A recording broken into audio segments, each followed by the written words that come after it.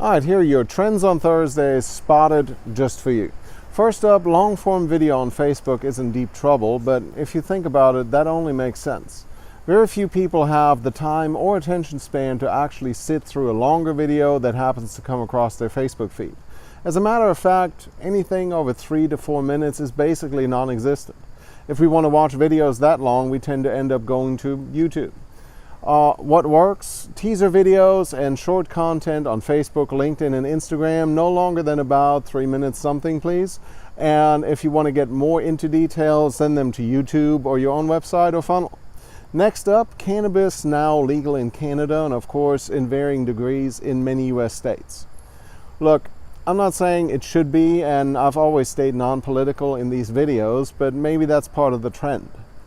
Whether you like it or not, you need to figure out what legalization would mean for you. Whether it's part of your product lineup or not, could it affect your business? Absolutely. Think about it. If your customers and employees can suddenly legally smoke weed, it's something that will affect you one way or the other. What does it mean for drug testing, and etc.?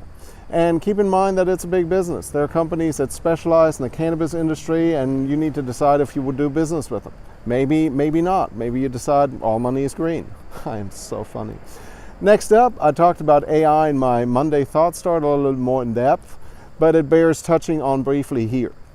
Companies are becoming more data-driven as more data becomes available, and AI is, of course, a great way to make sense out of it. But even small businesses where AI is still out of reach do a lot with Excel or Google Sheets to track and analyze data that can be downloaded from POS systems, websites, and online data sources.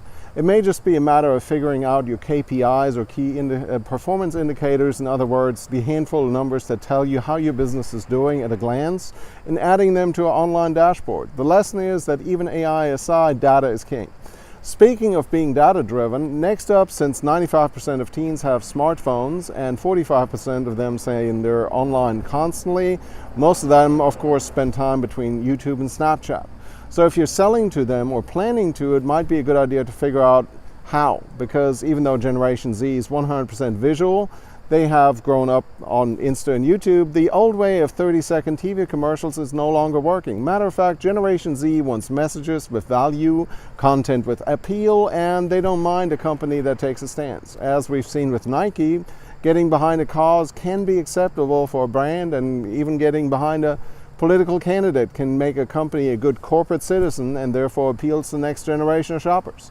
Polarizing for the right reasons is on the rise. On the flip side, if your company buys advertising, it may get caught up in the crossfire if there is content that your customers object to. Over 60% of consumers are offended by dishonest, biased, and/or racist content, and quite frankly, if someone is not offended by that kind of thing in 2018, I wouldn't want them as a customer anyways. But the most important thing to think about is that also over 60% of people think advertisers are part responsible for objectionable content because ad dollars made it possible. So due diligence is required when buying advertising. Of course, due diligence should be always required when making business decisions, and hopefully Trends on Thursdays is helping you a little along the way. As always, I'd love to hear what you think in the comments or by DM. Share this with somebody that needs to hear it. That's it for this week. I'm Tobias Wilhelm. Talk to you Monday.